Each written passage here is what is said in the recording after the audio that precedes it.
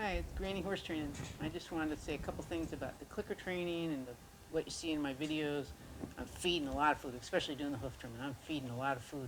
You say, oh, you're bribing a horse. No, I'm not. I'm giving her a paycheck for doing a job that I taught her to do.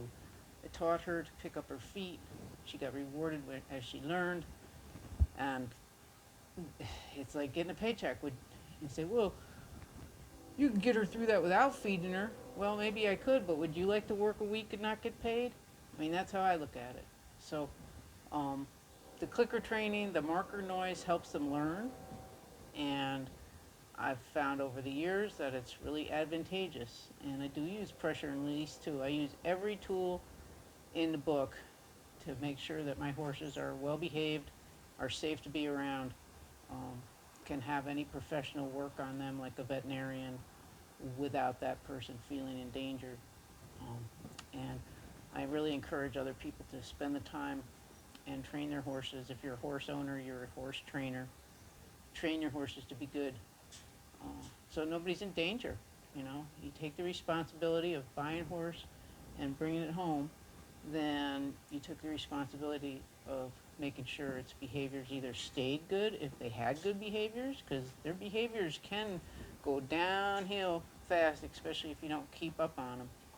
Or if you got a horse that wasn't trained and really doesn't know what's expected of it, then you really need to train them and show them what's expected of it, without being overly harsh, and just teaching them. It's just like anything else, teaching them. If you look forward in some of my earlier videos, I've been putting up videos since I think it was April. There's one I did on the 4 quadrants of learning theory, and go scroll those uploads back there to that one. And I guess at some point I could do another one on the same topic, but that pretty much covered it there. And there's other people too that cover that topic. So the 4 quadrants of learning theory works for humans, works for animals. It's not increasing behavior, then whatever you're doing, a good behavior, then whatever you're doing isn't working. So you need to change your tactics. And I change my tactics all the time. If I see something's not working, then I change what I'm doing.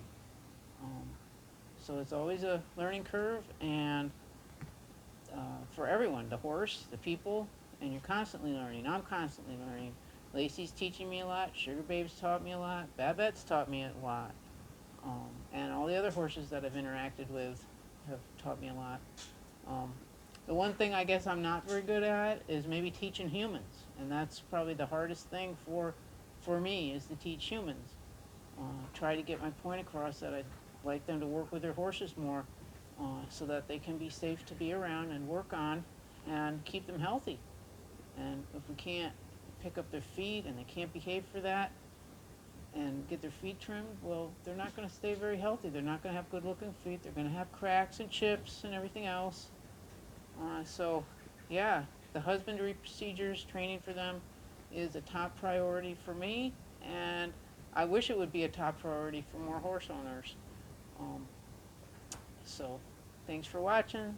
I'll get off my soapbox and go back to my day in the barn. Bye now.